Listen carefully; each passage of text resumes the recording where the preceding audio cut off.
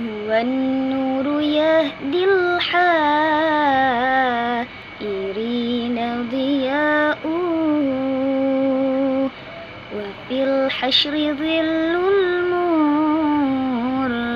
المرسلين لواؤه. تلقى من الغيب المجرد حكمة بها أمطرت في الخافقين سماؤه، بها أمطرت في الخافقين سماؤه.